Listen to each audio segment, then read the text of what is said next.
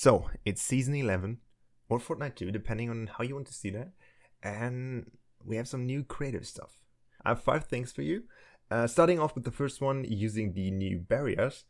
As you might have noticed, there are a couple new options in the barrier settings, and you can actually, kind of create some cool, sky / galaxy looking backgrounds, you can say, and you can actually create some pretty cool portals. And obviously this is not a real portal, but it looks like one. So maybe in the future we have actually real portals. Epic.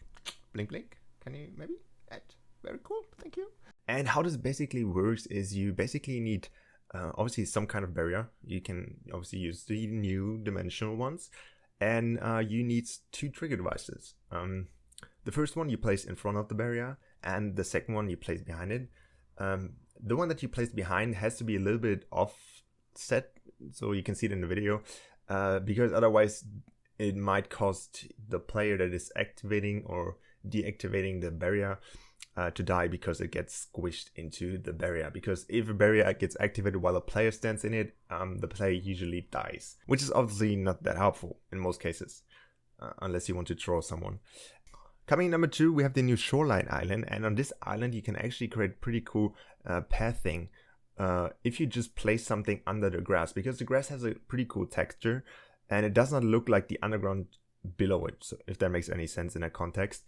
And you can create really complex pathing with just placing, for example, the trigger devices under it, or some kind of other device. It does not need to be the trigger device. You basically just need to place something under the ground, and it will remove the grass and will create a path. And I think on this island in particular, this looks pretty cool. It obviously works on all the other islands which have this grass texture or some other textures. But in general, on this island, I think it looks the best. So number 3 is actually something new. Wow, I really thought out this list. So number 3 is you can actually use lock devices as targets. And how you can do that is by simply placing a trigger or trigger device in front of it. Then you obviously have to turn it off and enable the damage reception.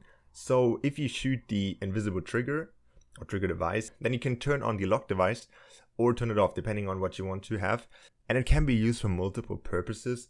For example, you could use it in your aim maps, or you can just use it as targets that someone has to shoot before they can enter a certain area or something like that. And I think this is a really cool device to use it as a target, because it's really obvious that you need to shoot it, or that it's made to be shot at, even though it's not technically made to be shot at. But you can really create some cool stuff with it. Speaking of new devices, we have number 4, and we have the new conditional button, which is basically something where you can have a certain device and only that device can open something or can activate something.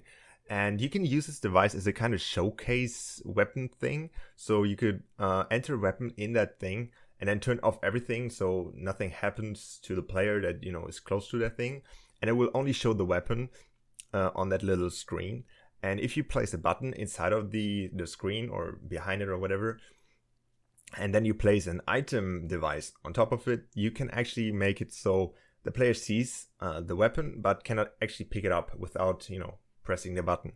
And you can create all kind of cool stuff with it. So players have to do certain stuff to unlock this particular device, or kind of stuff like that. So I think it's a pretty cool and unique way. I mean it's kind of useless in the sense of, yeah, you can just place down an item device and then everybody can see the thing, but it's kind of like a stylistic thing you can do, and obviously kind of improves your map a little bit. We have something that is new to Fortnite in general, and that is swimming. Most of the islands have water around it and you can swim with it, but you cannot really build in it.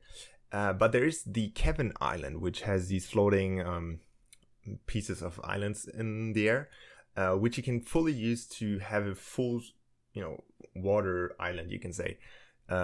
Make sure though, if you before you delete all the Kevin Islands and all that, these floating islands, that you place at least one hover platform. Otherwise you will not be able to place anything, and then you have to kind of restart everything. So it's kind of, just keep that in mind before you delete everything. Place one hover platform and you can actually just build freely in the water, or you can make some water parkours or whatever. And I just realized that was the 5th tip, right?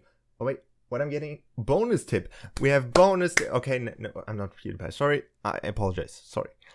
And also, this is not really a tip, but more something you have to look for.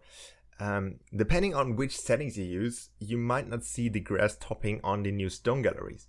If you look into the gallery slots, you can see that there are certain types of stones which have actually grass on it.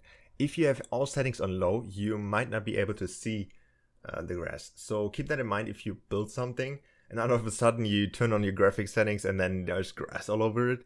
That could be something that is really destroying your map if you don't want to have grass there. So, and that's actually been it. So hopefully you liked this video. I would appreciate a like for you guys, or an upvote if you're watching this on Reddit.